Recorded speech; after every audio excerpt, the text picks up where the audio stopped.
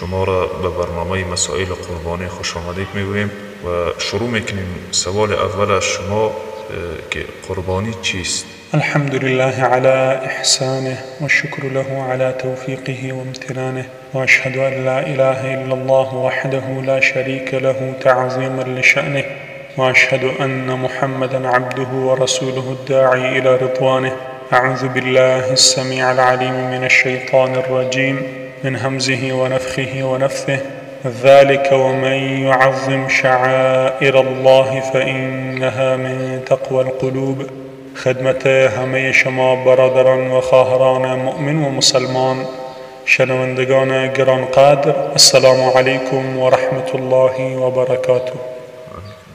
الله متعال همه طاعات و عبادات همه ما و شما را بپذیرد. جواب سؤالی که شما کردید که قربانی چیست و تعریف آن چیست، قربانی را به زبان عربی اضحیه گفته می شود و اضحیه او چیزی است که از حیوانات در روزهای عید قربان برای تقرب و نزدیکی به الله متعال با شرایط مخصوص و با اوصاف مخصوص ذبح می شود. این را قربانی می گویند. یعنی او حیوانی که از چارپایانی که گاو و شتر و گوسفند و بز می باشه، از حیواناتی که در روز عید قربان خون از نارخته میشه و ذبح میشه فقط به خاطر نزدیکی و تقرب به الله متعال با تمام شرایط از اون که مراعات بشه، این را قربانی میگویند. جزاک الله خیر. برادر عزیز، دلایل مشروعیت قربانی چیست؟ بله، قربانی یکی از حکمهای شرعی می باشه که از قرآن کریم و سنت رسول الله صلی الله علیه و سلم و از اجماع ثابت می باشد. دلیل مشروعیت قربانی از کتاب الله آیه مبارکه سوره کوثر می باشه که الله متعال می فرماید فصل لربک وانحر، پس نماز بخوان برای پروردگار خیش، وانحر و نحر بکن. و النحر هو ذبح الاضحیه. علما می فرمایند که مراد و مقصد از نحر اینجا ذبح کردن قربانی می باشه. پس این آیه مبارکه دلیلی است بر مشروعیت قربانی. دلیل مشروعیت قربانی از سنت رسول الله صلی الله علیه و سلم حدیثی است که امام بخاری و مسلم از انس بن مالک رضی الله عنه روایت میکنند که سیدنا انس بن مالک رضی الله عنه فرمود ضحى النبي صلى الله عليه وسلم بكبشين أملحين أقرنين. إن رسول الله صلى الله عليه وسلم دو گوسفند که املحین ابلق بود، اقرنین شاخدار بود، اینا را قربانی کرد. ذبحهما بیده، با دست خود، یعنی با دست خود رسول الله صلی الله علیه وسلم اینا را ذبح کرد و سما و کبر و بسم الله گفت و تکبیر گفت. و دلیل مشروعیت قربانی از اجماع مسلمین این است که امام ابن قدامه رحمه الله در کتاب خیش المغنی و امام ابن حزم ظاهری رحمه الله در کتاب خیش المحلا اجماع امت مسلمه را بر مشروعیت قربانی ذکر نموده است. قربانی چی فضیلت داره؟ بله، قربانی دارای فضایل خاصی می باشه که از آن جمله از فضیلت‌های قربانی حدیثی است که امام ترمذی رحمه الله از مادرجانمان عایشه صدیقه طیبه طاهره رضی الله عنها روایت میکنه که رسول الله صلی الله علیه و سلم فرمودند ما عمل آدمی من عمل یوم النحر، یعنی هیچ انسانی کاری نکرده در روز قربانی، عملی نکرده احب الی الله که محبوب تر باشه در نزد الله تعالی من احراق الدم، از ریختاندن خون قربانی. یعنی محبوب ترین عمل و بهترین عمل در نزد الله متعال در روز عید قربان ذبح کردن و ریختاندن خون قربانی می باشه.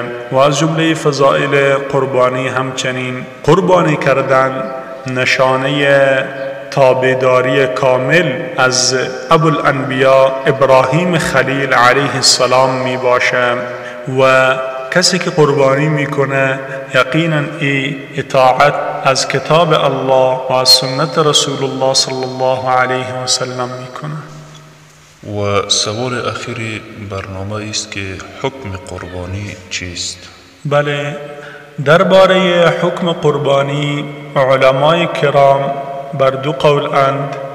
گروهی از علما که امام ابو حنیفه و امام اوزاعی و یک قول از امام مالک و شیخ الاسلام ابن تیمیه رحمهم الله اجمعین بر این قولند که قربانی واجب می باشه و این گروه از علما دلائل خیش دارن از قرآن کریم. دلیلشان این است که میفرمایند که الله متعال فرموده فصل لربک وانحر و ای وانحر کلمه امر می باشه و دلالت بر وجوب میکنه و دلیل ایشان از حدیث رسول الله صلی الله علیه و سلم هم حدیثی است که ابو هریره رضی الله عنه روایت میکند که نبی علیه السلام فرمود من کان له سعة ولم یضحی فلا یقربن مصلانا. کسی که توانایی قربانی را داره و قربانی نمی کنه پس هرگیز به عیدگاه ما و به مصلای ما نزدیک نشود.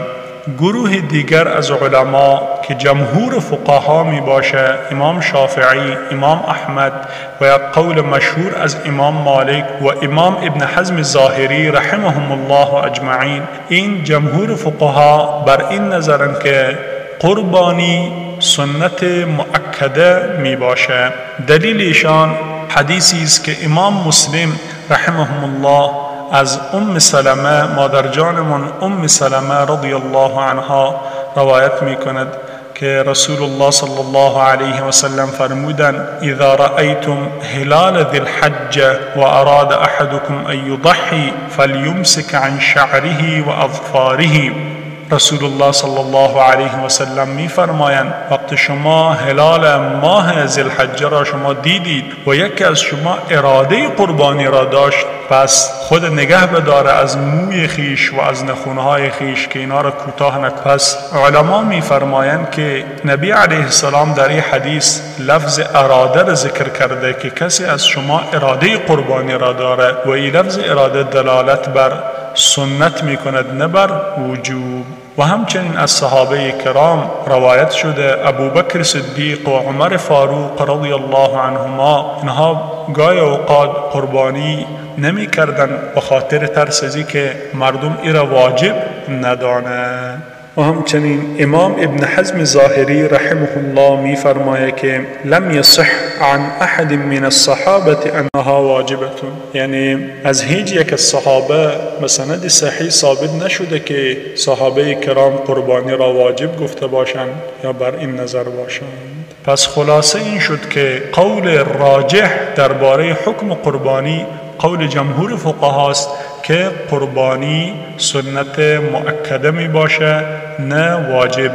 پس خلاصه در این برنامه الحمدلله ما و شما تعریف قربانی، دلائل مشروعیت قربانی از قرآن کریم، سنت رسول الله صلی الله علیه و سلم و از اجماع مسلمین و همچنین فضیلت و حکم قربانی را دانستیم. الله متعال برای همه ما و شما فهم دقیق و کامل از شریعت و دین خیش نصیب بکند. جزاک الله خیر. این بود بخش از مسائل قربانی که ما در این برنامه جمعشون کردیم. تا برنامه دیگر شما را به الله بی‌نیاز می‌سپاریم.